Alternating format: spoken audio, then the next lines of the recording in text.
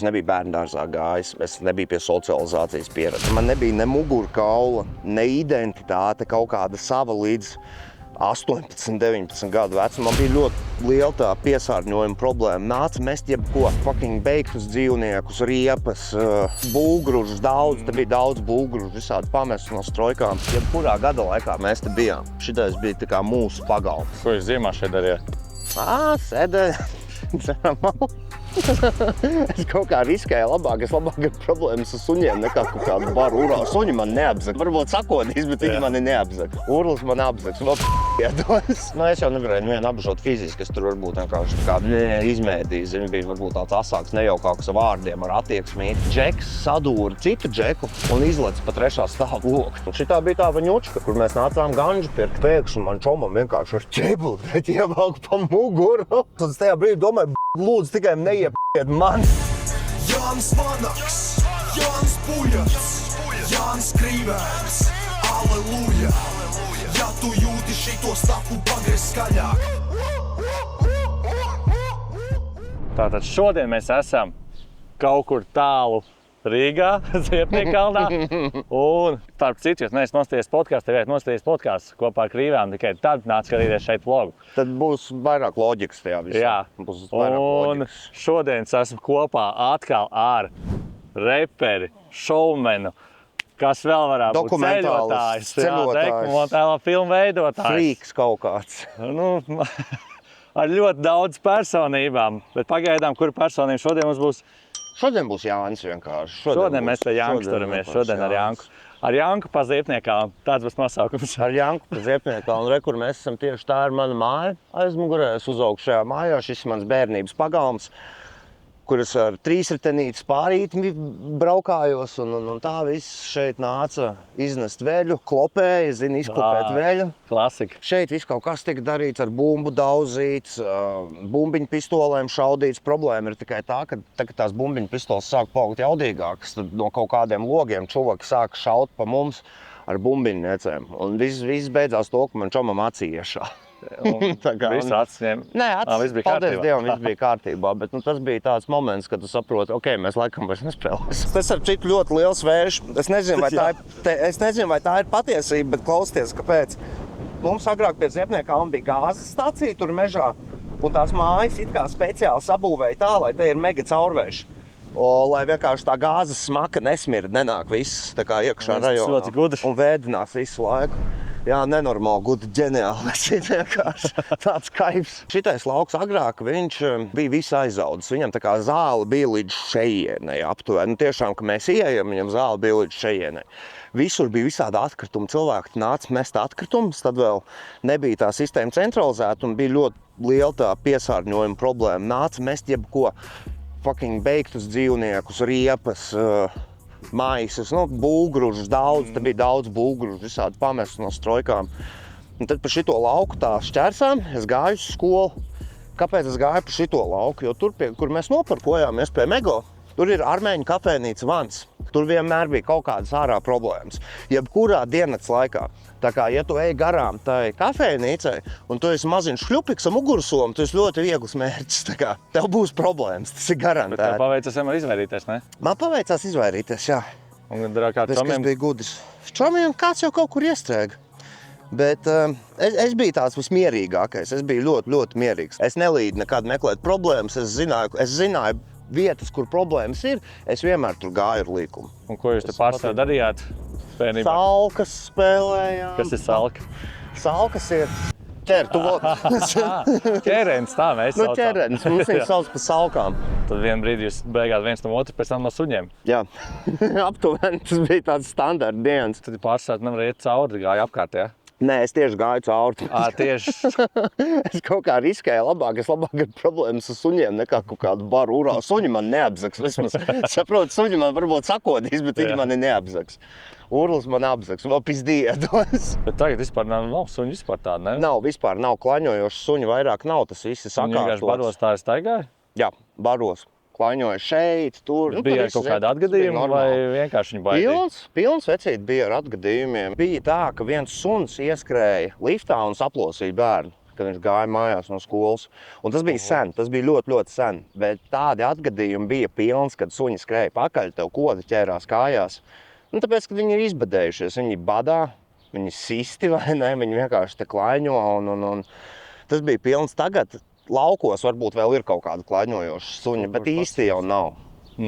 Bet agrāk tas bija pilnīgi normāli. Tā ir tik klaiņojuši cilvēki. Jā. Tu biji tāds bailīgs, var teikt? Tu nevarēji izteikt tā domas? Jā, es nevarēju izteikt domas.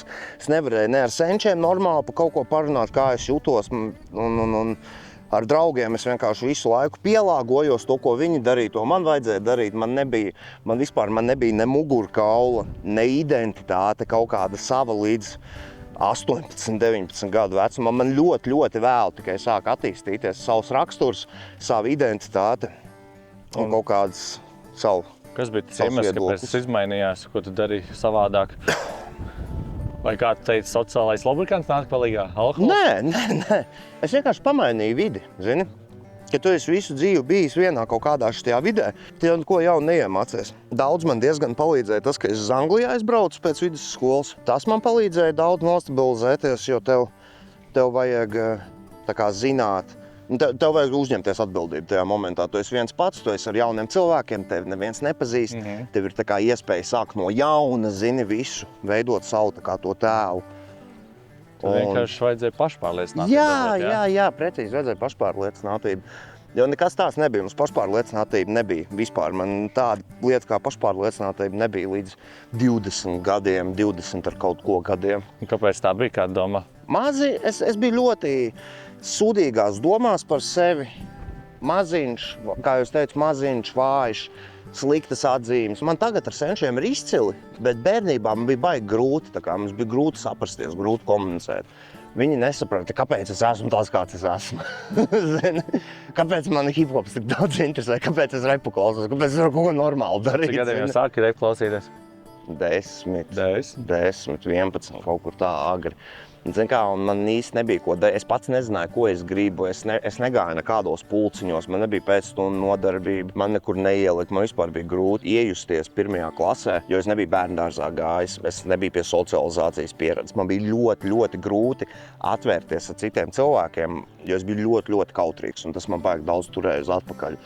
Un man bija grūti runāt ar jebkuru. Man bija ļoti, ļoti grūti ar jebkuru sarunāties, gan mājās, gan ar draugiem. Un tad tu vienkārši tā kā peldi pa dzīvi, zini, kaut ko, meklēdams, nezinot ko. Rekur, šitais bērnu laukums gan ir eksistējis visu laiku. Šitais laukums redzēs labāks laiks, te bija tāda vesela pils, slīdkalniņš, šitais bija krūtākais, kas bija. Un tagad nekā nav vairāk. Tur, kur tās trepītes, tur bija datorzāle, tur varēja PlayStation spēlēt, kompjūteri spēlēt. Bet tāds laupīšs satā nav bijis, ka tev aplauva vai kaut ko paņem? Nē, tur ir tikai papras, ja? Draugi ir paņēmuši vienkārši paziņas. Teiksim tā, no tevis paņēmuši telefonu, iedod panāsāt telefonu, te viņš pazūd to telefonu. Tā stulbi. Daudz iemācies pusauģis gados par to, kādi cilvēki. Kādi draugi. Jā, kādi tevi draugi. Šitajā mājā. Tas bija spēļu laukums, viss tā māja milzīga, un šitais laukums arī. Te bija būgruži vienkārši. Tā visa bija strojka, un viņai bija atvērtais jumts, atvērtā ieeja, kurš varēja brīvi ieiet iekšā. Un tad to visu māju sadalīja gan bomži, gan narkomāni, kuri dūrās, gan mēs, kuri tur spēlēja, skraidīja vienkārši pa gaitiņiem, uzkāpa augšā uz jumtu. Tur pilnīgi normāls skats bija, ka tu ej un skaties, tur kaut kāds bars ar bērniem uz jumta vienkārši skraida. Tas bija tā kā pilnīgi normāls skats. Tur nebija pat barjeras pie... Nē, nekā nebija. Nē.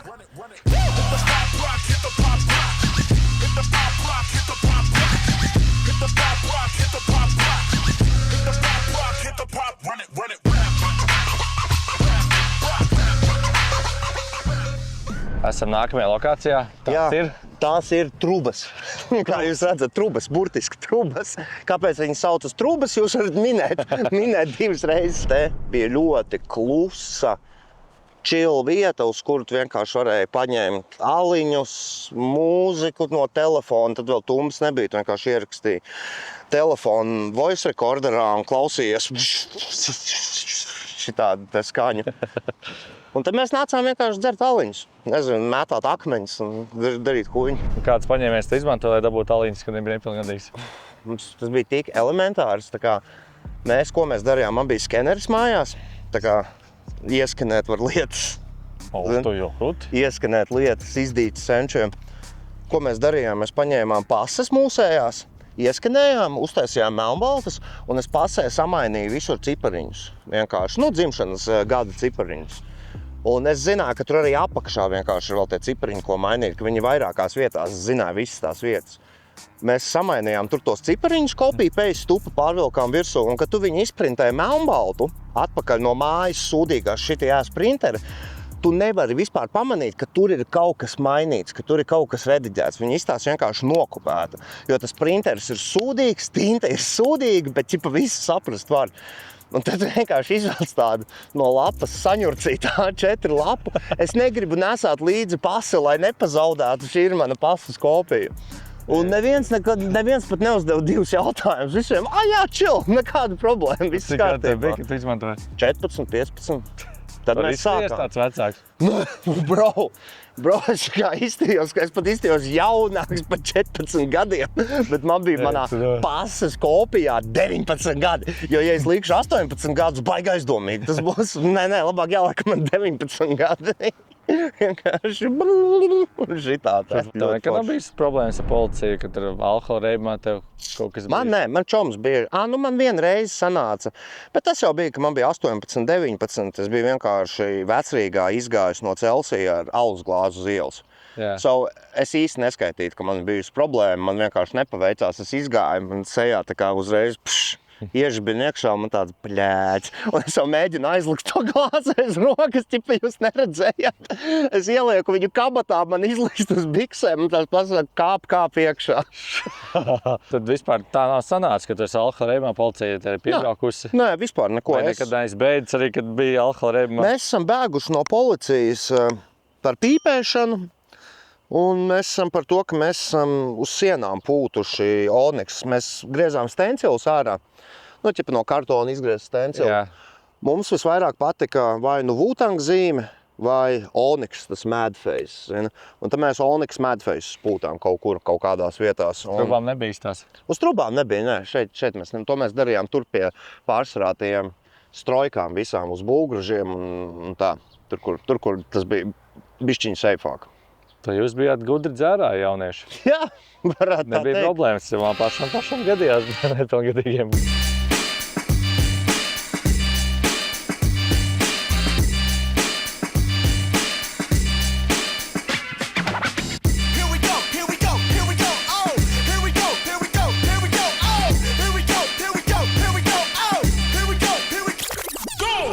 Tur vāns pie manām mājām. Un tur visu laiku bija kaut kādas problēmas. Es pats tur esmu bijis vienu reizi, kad sākās bārfights. Mums bija kaut kādi 17, 18. Mēs tur sēdējām skolas draugiem kaut kādiem vakarā, kaut kādas meitenes. Un pēkšņi man čomam vienkārši ar ķebuli ievelk pa muguru. Pēkšņi jau visi kājās, visi pieceļās, sāk viens otru turēt, purināt, kāds kaut ko sit, bļaļ. Es piecēlos, kas man jādara, es stāvu, skatos apstulbus un tajā brīdī domāju, bļaļ, lūdzu, tikai neiepisiet man tagad aptuveni, jo es tagad vispār neko nesapratu vēl tajā brīdī. Bet tur visu laiku bija kautiņi, visu laiku. Tagad es nezinu, man gan jau ir labāk vispār. Es domāju, ka tagad ir labāk, bet agrāk tur bija diezgan traki. Šādu stāstu Latvijā ir daudz, bet reti kurš tos parāda pareizi. Tāpēc mēs, Rop Media, taisam šādu saturu. Nevis vienkārši filmējam, bet uztaisam tā, lai cilvēki skatās. Un paliek podkasti, vlogi, reklāmas. Formāts nav svarīgs. Svarīgi, lai tas ir līmenī. Ja tu gribi šādu kvalitāti savam projektam, uzraksti man.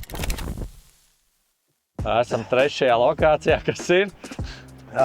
Tā ir Rīgas Ziepniekkalna vidusskola. Tad, kad es viņā mācījos, viņa bija Rīgas 94. vidusskola. Tagad tā ir Rīgas Ziepniekkalna vidusskola. Šeit es mācījos no 7. līdz 12. klasē. Tu visus tos trakos gadus? Visus tos trakos, grūtos, problemātiskos gadus man ir. Ir labas atmiņas, sliktas atmiņas, kurā gadījumā nezinu. Nav tāda. Nav tā, ka man baigi pietrūks. Kurš bija tavs mīļākais mācību priekšmets? Angļu valoda, tāpēc, ka es viņu vienkārši mācīju, un man nebija nekas jādara. Nebija sports, kas visiem? Nē, bro, man sportā bija briesmīgi. Man bija ļoti sliktas atzīmes. Man ir tas tur, tas UDHS, vai ne? Jā. Bet tajā laikā, kad es mācījos skolā, tad nebija tāds termins. Nu jā, es atnācos, tas tagad Tas atnāca. vienkārši bija slinks un stulbs. Bet tā padzīvojot pāris gadus, izrādās, nē, tev ir tomēr kaut kādas, ka tu īsti nereģistrēji. Vienkārši pa vienu ausu iekšā, pa otru ārā es nevaru normāli noreģistrēties, nokoncentrēties. Man ir to bijušas problēmas. Tāpēc augstskola arī vienkārši nevarēja izsēdēt līdz galam. Kur tu mēģināji augstskolā? Sākumā Latvijas universitātē un pēc tam turībā. Nevienu otru nepabeidz. Viens gadījums, kad džeks sadūra citu džeku un izlec pa 3. stāva logu. Tas bija ziņās. Mums tur ir tāds Viņš izdzīvoja? Viņš izdzīvoja, jā, viņš kājas salauza, man liekas. Bija tas viens gadījums, tas bija ziņās, to es toču pat atceros. Tad pāri skolai mums ir mežs, Zepniekalna mežs, tur arī tika pavadīta bērnības daļa diezgan normāli. Staigājies pa mežiņu, ziemā slidinies pa kaut kādiem kalniņiem. Skolā nebija bulings tev nekas tāds? Vai tu biji bulijos cits? Kā kuru gadu zini? Bija gan bija pat drusciņai no visa. Kāds apbežo tevi, tu apbežo kādu. Es jau nevarēju nevienu apbežot fiziski, es tur varbūt vienkārši tā kā izmēdīju, zini, bija varbūt tāds asāks, nejaukāks ar vārdiem, ar attieksmīti. Bet tā, baigi, nē. Cik es atceros, tev ir jāpievienojas. Vai tu pievienojas bulingiem, vai tu ej tajā pulī? Vai nu tu esi upuris, vai tu esi pārdarītājs. Bet nav tāds. Tev ļoti paveicās, ja tu biji kaut kur pa vidu. Tev ļoti paveicās, bet es neatceros, ka tā būtu bijis. Kurā grupā tu beigās tu biji? Es beigās nebiju nevienā vidusskola. Es biju tiešām pa vidu. Bet 9., 8. klasē es biju tāds vieglāks mērķis. Šajā pagalmā tika izdzerts visvairāk, izpīpēts visvairāk, visas muļķības visvairāk izdarītas. Pārsvarā visu laiku tusējāmies. Vienalga, vai bija diena, vai bija starpbrīdis, vai bija nakts, rekur uz tiem soliņiem. Tajā mājā man čoms dzīvoja augšējos stāvos, Edgars. Un tad viņš vienmēr redzēja, mēs sēžam, es arī nonākšu. Vai tas šeit sanāk, jūs aliņas dzerāt arī? Jā. Nebija publiska vieta šeit? Pohuj. Tas bija cits laiks, vecīt. Tas bija pilnīgi cits laiks. Kad tu redzēji, ka tur brauc pašvaldības busiņš regulāri te brauc iekšā, policijas. Jā. Agrāk šitie basketbola laukumi gan izskatījās labāk. Bija vismaz tīkli, normāli grozi, un tad bija tā, ka tu spēlēji bumbu, dzeraliņu spēlēja bumbu, dzeraliņu, un tā visu dienu. Jebkurā gada laikā mēs te bijām. Šitais bija tā kā mūsu pagalms. Ko jūs ziemā šeit darījāt? Sēdēja, dzeram aliņu, pīpējām. Palielam pavasaris, rudens tas pats būs, jā? Jā, šitajā Tev pagalmā. nācās iemācīties basketbolu spēlēt šeit? Baigi labi neesmu iemācījies, es neteiktu, ka ļoti labi esmu iemācījies, bet vienu brīdi diezgan labi varēju uzmest. Tos pašus pietupienus, atlēcienus, zini, tādus. Kas bija pietupienu atlēcieni? Pietupienu, ka tev ir jāizmet viens, tad tev ir otrs jāizmet, kur tu noķer bumbu, un tad trešais. 2-1, jā. Tu basketbolu nespēlēji? Spēlēju, es to nedarīju pārāk labi. Man bija brilles visu laiku. Man bija problēma tā, ka ja es esmu brillēm, cik labi tev ar brillēm iešķelt ar roku vai bumbu vai kaut ko. Un ja es novelku brilles, es tiešām neko neredzu. Man bija -3. Tas ir diezgan daudz. Es tiešām neredzu bez brillēm. Tā kā no manis nesanāca vienkārši. Es domāju, ja man nebūtu bijušas redzes problēmas, es visdrīzāk būtu pat spēlējis basīt, jo man ļoti patika. Man ļoti patika, bet es vienkārši nevarēju to fizisko daļu spēlēt, jo vai nu es papišu brilles, vai arī es vienkārši neredzu neko. Tāpēc man labāk patika tādas, kur nav fizisks kontakts. Tā nebija nekāda tāda hobija tajā laikā? Nekādas pulciņos vai kā? Nē, vecīt, diemžēl nebija nekā. Es par to bieži esmu domājis kaut kā tajā brīdī. Viens tas, ka tad, kad es biju pietiekami maziņš, lai it kā mani varētu ielikt kaut kādos pulciņos, es biju pārāk kautrīgs, es nevarēju iejusties, man bija ļoti grūti. Un tad, kad jau es biju vecāks, tad jau man neinteresēja vairāk. Tad jau vajadzēja ar čomiem iet ārā. Tā bija sava veida cita hobija. Vairāk vai mazāk. Šitajā ielas pusē te bija viens nočņiks. Tur iekšā tajās durvīs bija viens nočņiks, un šeit bija otrs. Divi diennakts veikali vienkārši viens otram pretīm, kur tu varēji jebkurā dienas laikā šmigu nopirkt. Tur bija viens, te bija viens, un tad šitien te bija tāds karstais punkts. Ja tev vajadzēja naktī iet mājās, tad labāk neiet cauri šitajai vietai. Ir garantēts, ka kaut kas notiks, garantēts. Visu laiku tu tikai to vien dzirdēji, ka bija kautiņš, ka bija policijas furgoni, visu laiku tu to vien dzirdēji. Pat negājas tiem nošķikiem? Ļoti reti. Vot šeit te bija širhans. Tur mēs agrāk sēdējām, tūlīt nobrauksim garām. Širkans. Širhans. Tā kā no pasakas Širhans, tas bija tas tīģeris tajā Mauglī. Aha! Jā. Un tad tālāk pa šito ielu, kur tagad viss ir nosvaltēts, šeit asfalts nebija, te viss bija grants ceļos, tā kā tev liktos. Tagad, ok, tu esi pilsētā, bet tā šeit viss bija grants ceļos, krūmos, brikšņos, bet agrāk tā nebija. Tas nav pašsaprotami. Šitā bija tā vaņučka, kur mēs nācām ganžu pirkt.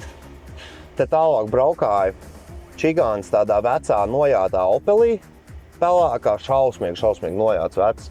Tu viņam uzrakstīja īziņu, možam streķīt savu vaņučki, viņš atbild, jā. Un tad tu gaidi, nezinu, varbūt viņš būs pēc 10 minūtēm, varbūt pēc pusstundas, varbūt stundas. Tad tu kaut kur stāvi, gaidi, pārbījies nenormāli. Dragdījos. Un tad brauc tas Opelis, un tu viņam iespied rokā tos 2 latiņus, tie bija 2 lati. Un tu pa 2 latiem nopirki 1/4 gramu ganģas. 1/4 gramu, kurš viņš izvilka kaut kur no salonā. Kādiem 4-5 cilvēki caur pudeli kurīt 1/4 gramu ganģas. Tā cilvēki dzīvoja. Ko tu varbūt ieteikti savam mazākajam krīvēnam, kuram tagad ir 8 gadi, kā viņam izdzīvo Ziepniekkalnā kaut kāds padoms, kas viņam tā kā dzīvē varētu palīdzēt, tieši dzīvojot šeit? Paliks labāk. Galvenais, zin kā, tas, ko es gan varētu ieteikt, mazliet mazāk baidīties.